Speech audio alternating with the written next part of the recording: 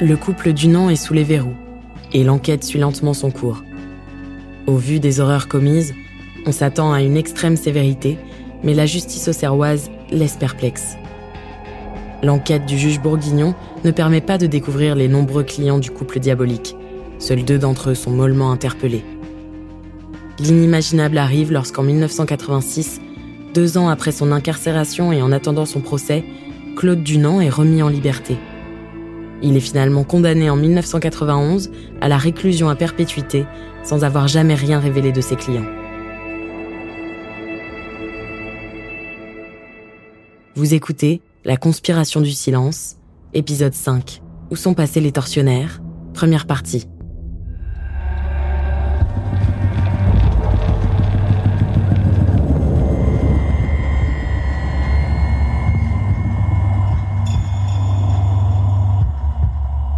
Dunant n'a jamais donné les noms de ces personnes. Gérard Delorme, rédacteur en chef à Lyon Républicaine. Alors, il disait qu'il ne les connaissait pas forcément parce qu'ils venaient, qu'ils avaient des pseudonymes, mais il qualifiait quand même ces personnes plutôt de notables importants qui venaient pratiquer ces soirées sadomasochistes dans ce pavillon. C'est la grosse question qui reste sur cette affaire. Isabelle Rose, journaliste à France Bleu Auxerre. Qui étaient les clients de Claude Dunant et qui venaient abuser de ses filles chez lui ? Et depuis combien de temps ils venaient ? Combien ils étaient ?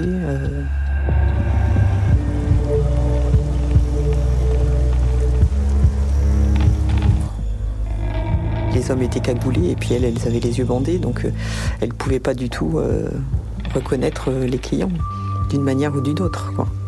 Donc c'était quand même un système qui semblait bien organisé, quoi, pour que les clients soient protégés et ne soient pas reconnus en tout cas. Janvier 1984. L'instruction de l'affaire Dunant est confiée au juge Bourguignon. Il existe 3 carnets noirs contenant les adresses de tous les clients du couple Dunant. Il se trouve que les carnets, je les ai vus. Bernard Reveste, avocat à Auxerre. J'ai remarqué qu'il y avait pas mal de gens de Lyon.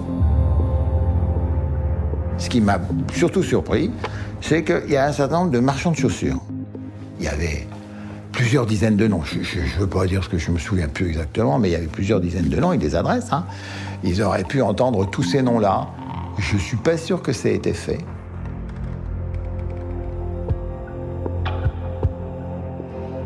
Il y a eu 2 ou 3 personnes qui ont été identifiées, mais c'était pas les gros poissons. On a l'impression qu'on n'a pas vraiment recherché qui étaient les clients de Claude Dunant. Au cours de nos séjours à Auxerre, qui ont été fréquents à cette époque avec mon collègue Patrick Schmitt, Thierry Fournet, journaliste. Un jour, quelqu'un nous aborde dans un café en disant qu'il est proche de l'enquête.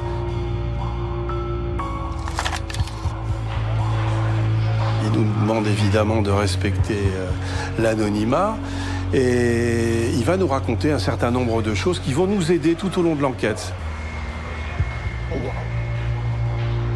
Ce personnage qu'on va appeler entre nous Monsieur Joseph, qui n'a pas été convoqué au procès, dont on a abandonné les poursuites, on se demande si c'est possible de le retrouver. Tiens, pourquoi ? Essayer de comprendre pourquoi. Est-ce qu'il a vraiment été impliqué là-dedans ? On va à Bois-le-Roi, c'est un dimanche matin.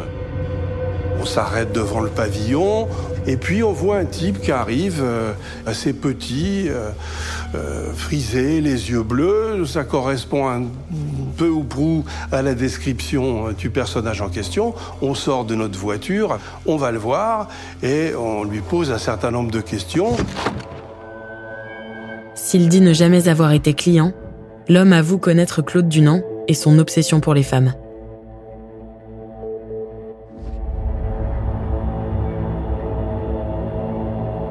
Quand quand on va montrer les images à Huguette de cette caméra cachée, elle va reconnaître la personne qui lui a mis une couverture sur le visage le jour de son enlèvement.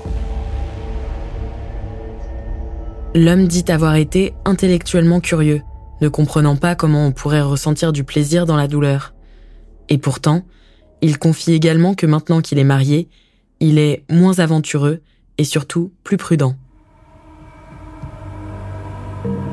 Il n'est pas mis en accusation, alors que s'il y en a bien un qu'Huguette a reconnu, c'est bien lui.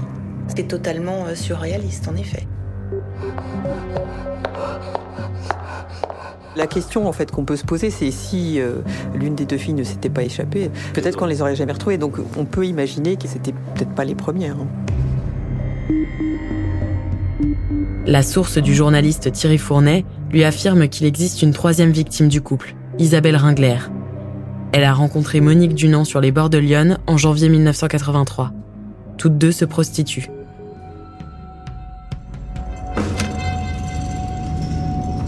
Donc Isabelle, elle arrive rue des Violettes, certainement avec beaucoup moins de... je ne vais pas dire qu'elle arrive en professionnelle, n'exagérons rien, mais elle arrive avec beaucoup moins d'appréhension et beaucoup plus de confiance que Huguette ou Michaela. Le contexte n'est pas du tout le même. Attachée et cagoulée par le couple Dunant, Isabelle Ringler est livrée à un client.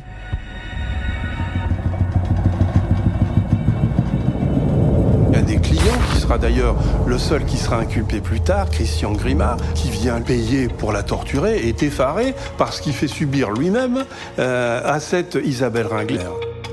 À l'issue des ébats, absolument pas consenti par Isabelle, Isabelle se livre, elle lui dit « mais il faut me sortir de là, je suis chez des cinglés, je vous en prie, ne me laissez pas là ».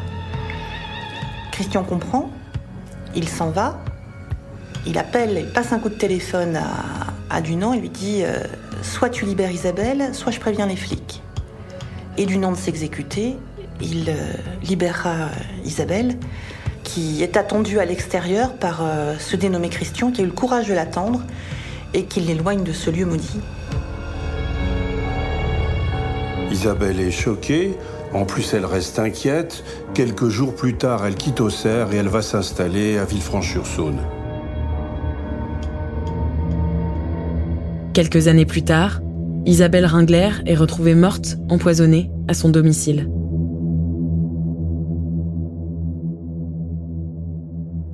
Entre le départ d'Isabelle Ringler en janvier 83 et l'enlèvement d'Huguette en octobre, il va s'écouler 9 mois. Si on écoute le témoignage de Jean-Pierre Chaubard, on peut penser qu'il y a eu au moins une autre victime.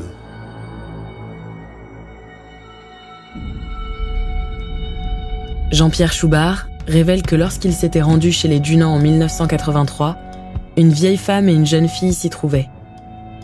La jeune fille, dans la vingtaine, aux potentielles difficultés mentales, semblait absente. Quand on fait un travelling arrière, on se dit... Bernard Revest, avocat à Auxerre. Le juge Bourguignon, effectivement, il aurait dû creuser. Au sens propre, au sens figuré du terme, d'ailleurs, entre parenthèses, parce que, pour moi, les Dunant, peut-être que dans tous les domiciles qu'ils ont eus, de la Bretagne à je ne sais où, si on avait creusé dans les jardins, peut-être qu'on aurait trouvé des Michaela ou des Huguettes enterrées. Peut-être. Je ne sais pas. L'instruction va durer 6 ans, ce qui est complètement incompréhensible. Parce que pour le juge Bourguignon, les éléments sont quand même assez simples. Le prévenu et même les deux prévenus ont reconnu les faits. Par contre, on n'avance pas du tout sur l'identification des clients.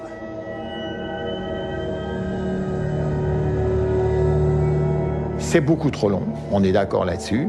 Il y a des explications qui sont des explications techniques, au moins sur 3 ou 4 ans. Pour le reste, alors, c'est le grand endormissement.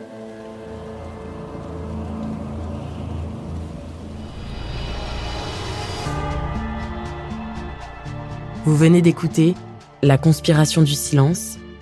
Si vous avez aimé ce podcast, vous pouvez vous abonner sur votre plateforme de podcast préférée et suivre Initial Studio sur les réseaux sociaux.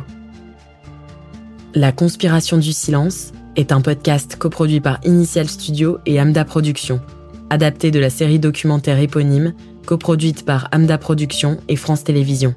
Cet épisode a été écrit et réalisé par Vincent Hérissé et Thierry Fournet. Production exécutive du podcast, Initial Studio. Production éditoriale, Sarah Koskiewicz et Astrid Verdun, assistées de Cypriane Ligère. Montage, Victor Benamou, avec la voix d'Alix Martineau.